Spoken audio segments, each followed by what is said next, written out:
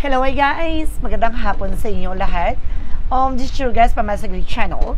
A fated or also matarder. So ngayong hapon na to, tigyan natin nagsabihin sa iyo ng ating mga gabay. So this is a weekly gabay for the month of June 16 hanggang June 22 for the sign of Gemini. So Gemini, welcome to my channel.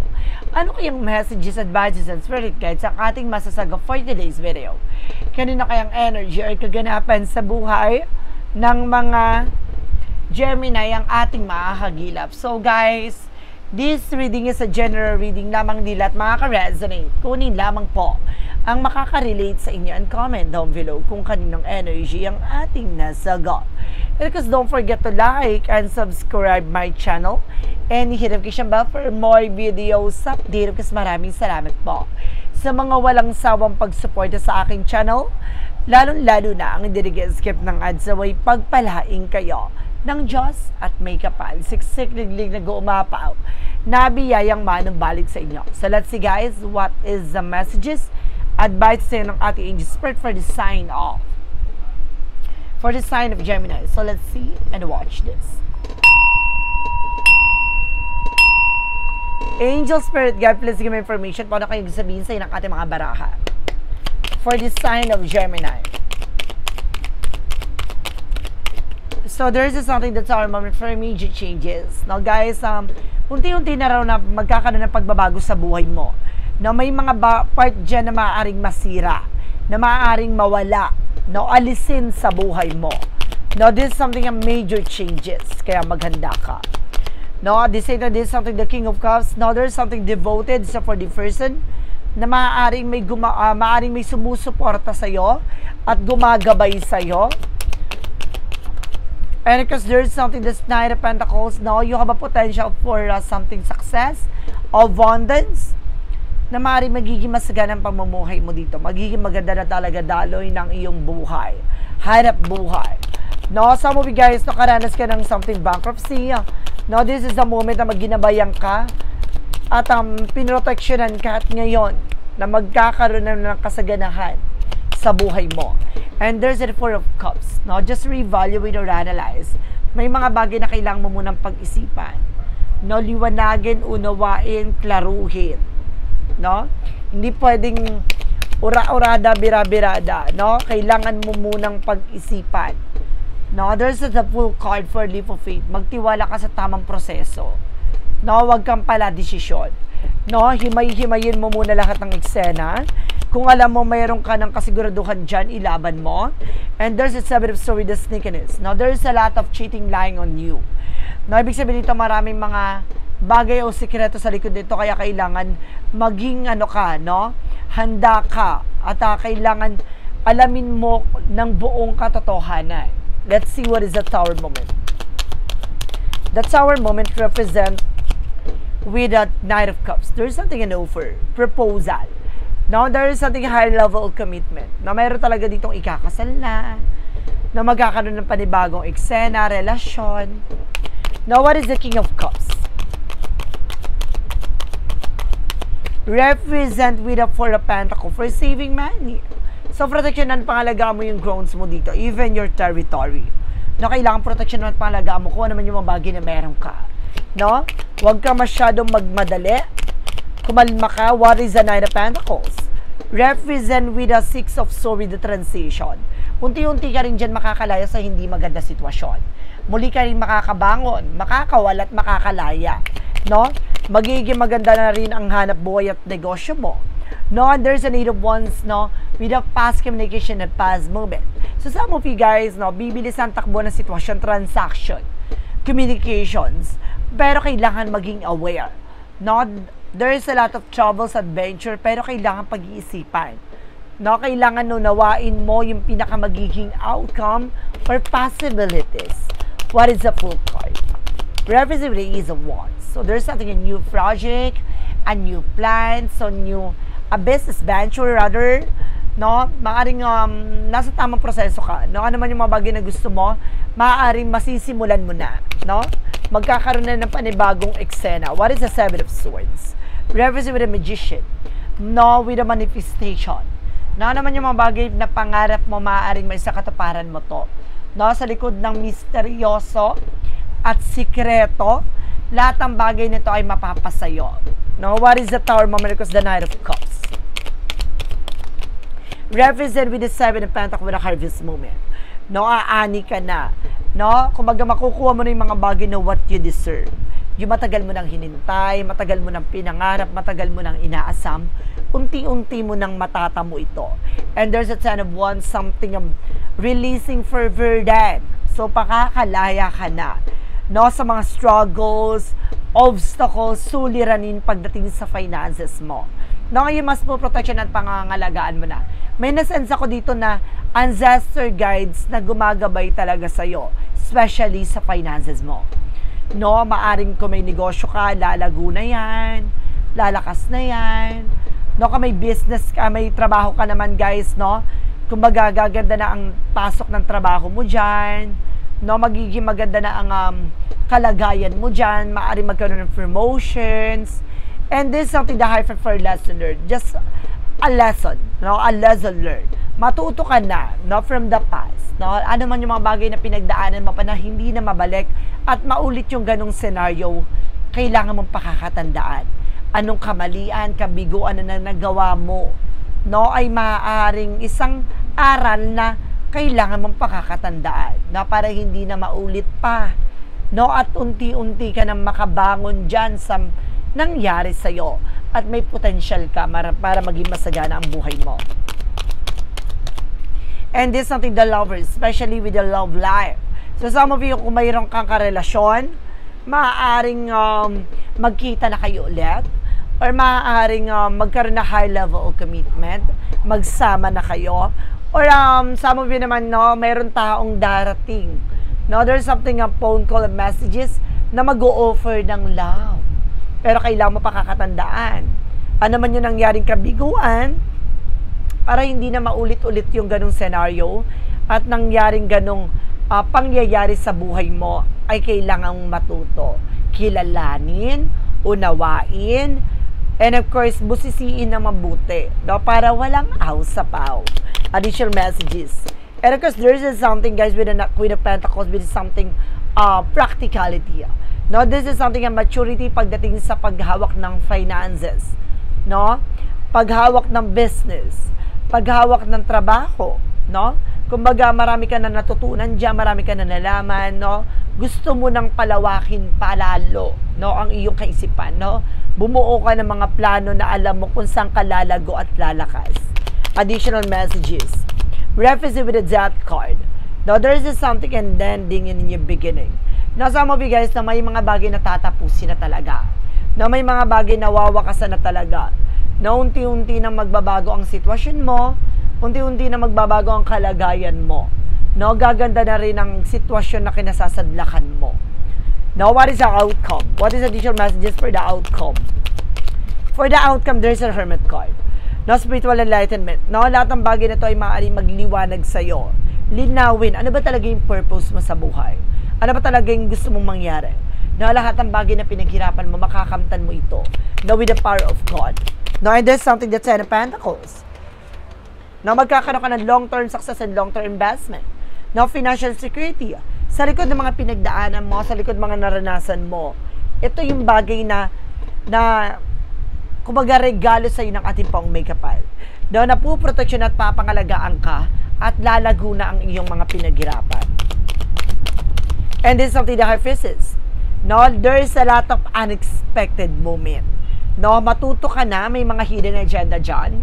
No, basta matuto ka na sa mga nangyari sa'yo, pakawalan mo at mag-set ka ng healthy boundaries sa sarili mo. No, and let's see what is the additional messages. And there's the King of Wands. Look at the bigger picture. No, kumbaga, kung papasok ko sa isang relasyon ulit, or kung may relasyon ka, lagi mong pakakatandaan paano nyo palalawigin o paano nyo palalaguin ang inyong pagsasama. Paano kayo magkakaroon ng growth and expansion? No? Ano yung magiging plano nyo, hakbangin nyo, no, para gumanda ang daloy ng inyong relasyon. And this is the Knight of Swords. No? Bibigyan ng mas mabilis na changes and development ang buhay mo. Huwag ka mag-alala. And of course, there's something guys with the Six of Cups. No, some of you talagang may mga bagay na winakasan na. No, ang panloloko kasi nungalingan. No, na meron ditong pinabilog-bilog, pinaikot-ikot. No, ng nakaraan. So, kailangan mo nang matuto. Huwag ka na ulit magpabudol pa. Na magpauto pa. No, meron ditong ex na maaaring bumalik. Meron ditong ex na talagang tuluyan na naglaho. No, kaya kailangan matuto ka na sa mga nangyari. Some of you may nasense ako na ginosted talaga. No, yung iniwang ka sa ere. No, yung maraming sekreto sa likod, tapos biglang pak, hindi na nagparamdam at naglaho ng parang bula. So let's see, alamin na natin at tagilapin natin pagdating sa finances and career, love life at kalusugan mo. Alamin na natin to guys, so let's watch this. Finances and career, represent what? There's a Knight of Wands for something perseverance. So, kailangan mo magtiyaga. No? Hintayin yung tamang pagkakataon. No? Just wait for perfect timing and of course, do what you need.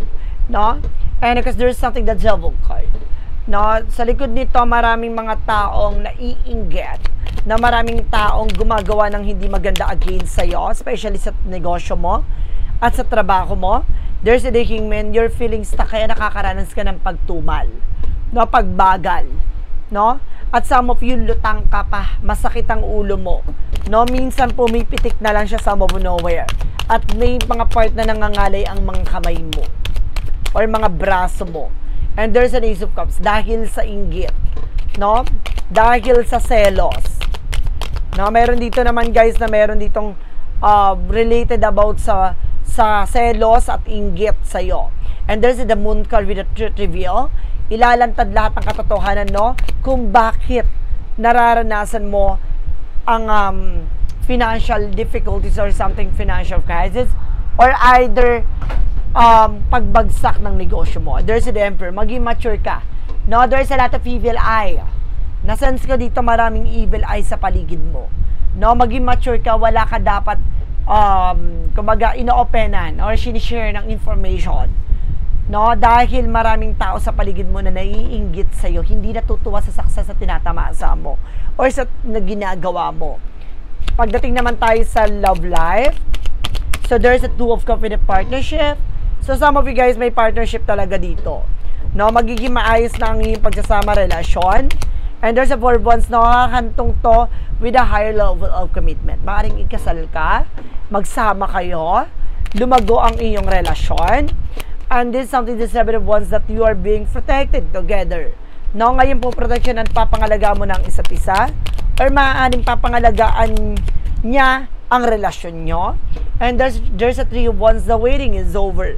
No, kung may hinihintay ka, there's a possible na dumating na. Baka siya na hinihintay mo. Now, let's see. And of course, there is something, the Ace of Swords with the breakthrough. Na talaga may tagumpay talaga. Na may mga bagay na gaganda na ang iyong sitwasyon, kalagayan, at magbibigay liwanag sa mga plano at pangarap niyong dalawa. At there's a victory. No? Magtatagumpay kayong dalawa dito na magkasama. At magkakaroon ng partnership talaga. No? At ilalaban nyo ang isa't isa. So, let's see. Pagdating naman sa kalusugan, in fairness, sa maraming inggitera, no? At meron pa dito parang selos or inggit, no? And there's a Five of Pentacles, no? Some of you guys, no, nakakararas ka talaga ng kagastusan ngayon dahil kung ano-ano nararamdaman mo. Hanap ka ng ganito, lunas sa ganito, no? Panay pa-check up mo sa ganito, panay inom mo ng gamot ng ganito, wala nangyayari. Kasi, talagang mismong gumagawa ng eksena yung nasa paligid mo lang. Diba? Nakakulong ka sa situation dito, guys. No? Ang dami mong nararamdaman. There's a Nine of Pentacles. Magkaroon ka ng security sa sarili mo. No? Pangalagaan mo ang iyong sarili. There's a Star card. Magkakaroon ka ng healing and recovery. Don't you worry. No? Magkakaroon ka ng healing and recovery dito. And there's a Chariot with an action and movement. Magkakaroon ng changes and improvement and development sa buhay mo. Na maraming parating talagang pagbabago, huwag kang mag-alala. And this is something, the Three of Swords. Now, there's a pain. Na marami kang mga pain na nararamdaman dito. Talagang sa puso, sa dibdib, sa likod, sa kamay, sa braso, sa ulo, especially sa ulo ka tinatarget, saka sa puso. No, kaya kailangan maging aware ka sa lahat na nangyayari sa'yo. no? Ang kalusugan mo, hindi yan normal. No? Kaya ka nakakaramdam ng ganyan dahil sa may taong naiinggit sa'yo. So, let's see.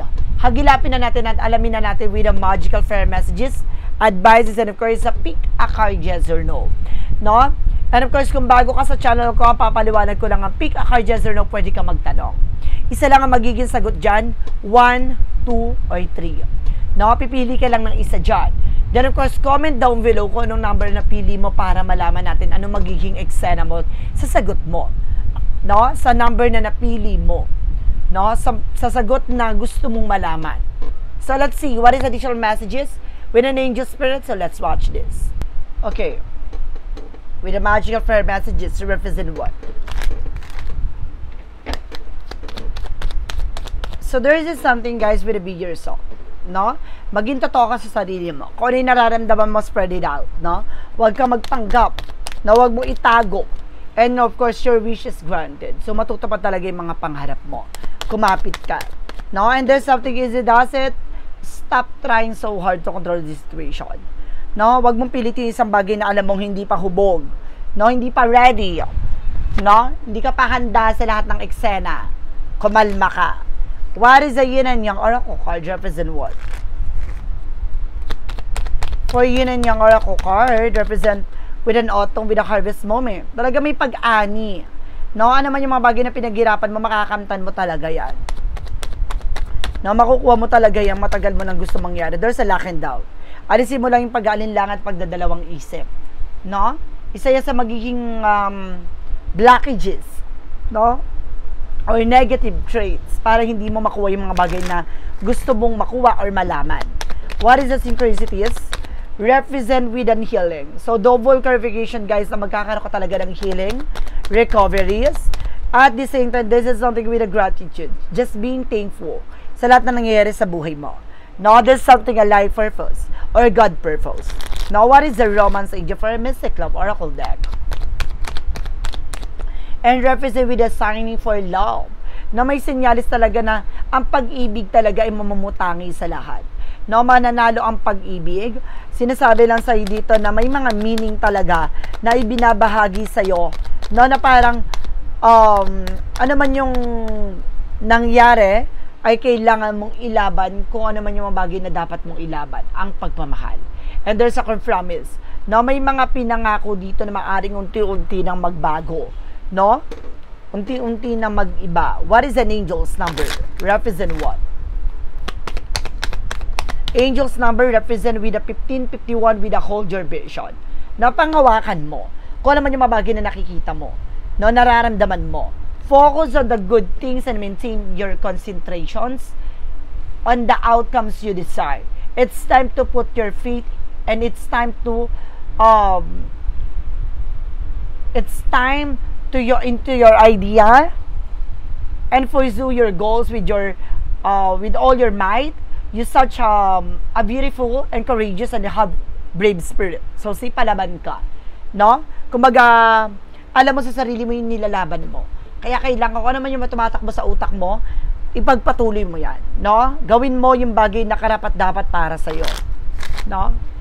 So let's see what is the money move oracle deck. Reference with oh my God, sabi ko na nga ba on the first place may gabay ka eh. And there's a guardian angels. Kaya kumbaga guys, nakakaranas ka ng mga synchronicities and signs. So ibig sabihin, it's a God purpose na binabahagi sa iyo yung senyales, signs that love, na may nagmamahal sa iyo, may gumagabay na mahal mo sa buhay. Oh my God, and hold your vision. Ibig sabihin dito, meron kang senses na, or six senses na nararamdaman talaga. No? Na kumaga maraming tumatakbo sa isip mo, sa intuitions mo, sa vibrations mo, na there's something, kumaga, an angel, or something, a guardian angel, or gabay, na kumaga nakasubaybay sa'yo. No? May mga anchors dito na, kumaga alam mo marami nakatingin. No? So let's see what is the what lies beneath with the future. So, some higher power protects you from difficulties and misfortune. No? Kaya, kumbaga may mga pangyayari sa buhay mo na akala mo wala nang puprotekta sa'yo, akala mo na pag-iiwanan ka sa eksena, huwag ka mag-alala. Inilalayo ka lang sa mga bagay o sitwasyon na hindi makakabuti sa'yo. Pinoproteksyonan ka at may mga kapalaran dito na inilalagay ka sa isang sitwasyon na nakakala mo dead end na. No, hindi pala. No, it's something a blessed disguise na nangyari yon kasi there's a purpose. No, and there's something gave over. Itinatapos na o tatapusin na. No, ano man yung mga bagay na kaguluhan o karanasan na nararamdaman at nararanasan mo ngayon ay wawakasan na. And the shadow work represent what? From the shadow work represent what? With unseen pattern. No? Beliefs and programming. Change your thought, change your life. No, kung babaguhin mo yung iniisip mo, yung pananaw mo, mababago mo na ang sitwasyon na kahihinatnan mo. No, kung ngayon pa lang, no, matututo ka nang makinig sa intuitions mo, magiging guide yan or pattern yan para mag-succeed ka sa gusto mo mangyari. No? So let's see what is the clarifying for your love situation.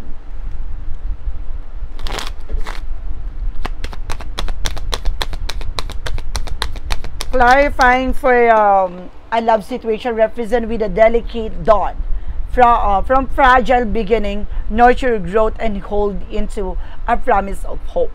No, ibig sabihin dito, no, sa pag-iingat ng bagong simula, no, magkakaroon ka ng mas malaya at mas malawak na pag-unawa at mapangakawakan mo ang ipinangako sa iyong pag-asa ng ating gabay. No, ganun din sa pag-ibig, no, na hindi porket nagkamali ka sa unang karelasyon mo, sa pangalawang karelasyon mo, ay ganun na yung mangyayari sa iyo sa mga susunod na eksena. No, huwag ka mag-alala, may taong karapat-dapat at may taong ilalaban ka at ipaglalaban ka hanggang sa huli. What is the clarifying for life situation? No, hindi lahat ng tao susukuan ka. No, hindi lahat ng taong mamahalin mo ay iwan ka. Meron dyan taong ilalaban ka hanggang sa huli. And there's something certain in heaven. Embrace tranquility as your refuge, where serenity blossom and peace enfold your being. So, ibig sabihin talaga dito, no? Kumbaga tanggapin mo ano man yung mga bagay na nangyayari sa'yo, ano man yung mga kaguluhan, nakala mo unti-unti nabubulok, nasisira, no? Unti-unti lang ipinapakita sa'yo na magkakaroon ka ng kapayapaan pagkatapos niyan, no? Inaalis lang yung mga taong hindi mo makakasama sa eksena mo at hindi kayo parehas ng pahina. So, let's see what is a part of the light represent what? What is part of the light represent what? Ano yung magsisibing liwanag sa eksena mo? This is something, guys, with a perseverance. No? I believe in myself and stay true to my heart through persistence. I follow the path with unwavering trust, knowing that everything will move in a positive direction. Alam mo, no, lahat ng bagay na to ay dadaling ka sa mas magandang direksyon, mas positibo at mas magandang kalalagyan mo. Magtiwala ka. Let's see, alamin na natin na magiging sagot sa magiging tanong mo or naging tanong mo. Alamin na natin yan, guys. So let's watch this. Okay, let's see. What is a yes or no? Pick a card. No, kasi hindi nakapili na number 1, ito yung unahin natin. No? Let's start with the number 1. Ito na yon. And there's something a yes. Choose a path and proceed confidently. Magpatuloy ka, tama ang direction mo. No, kailangan lakas ang loob mong ilaban yan. No, huwag kang susuko dyan. Number 2. No? And there's something a no. Stormy relationship, trouble, strike, uproar. Ibig sabihin nito, maraming pagsubok na dadaanan mo, maraming mga eksenang bubuwag sa inyo relasyon. No, kung itong tao na to hindi para sa iyo, itigil mo na. No, there's something a signs, no, na kailangan mong pagdaanan. Number 3, there's something, guys, with a no. Burn out, not caring, your tribe dies quickly. Ibig sabihin dito, guys, no, kumaga unti-unti nang nasisira, no, at unti-unti nang tinatanggal yung mga taong hindi para sa iyo. Yung talagang walang pakialam sa iyo, yung taong kumaga andyan lang with a material thing or something practicality, no? Kaya kumaga magtiwala ka kung may mga tao sa buhay mo inaalis. no, tinatanggal. Dahil yan yung mga taong hindi makakabuti at hindi mo makakasama sa mga susunod na eksena. So guys, this is a weekly gabay for the month of June 16 hanggang June 22 for the sign of Gemini. So Gemini, maraming salamat po for this wonderful reading. So once again, this reading is a general reading lamang nila at makaka-resonate. Kunin lamang po ang makaka-relate sa inyo and comment down below kung kaninong energy ang ating nasagot. And of course, don't forget to like and subscribe my channel and hit notification bell for more videos updated. Kasi maraming salamat po sa mga walang sawang pagsuporta sa aking channel, lalo-lalo na ang dinigi-skip ng ads, away pagpalain kayo ng Diyos at may kapal. Siksik liglig na gumapaw na biyayang manumbalik sa inyo. Maraming salamat po and see you in the next video. Bye-bye and babush.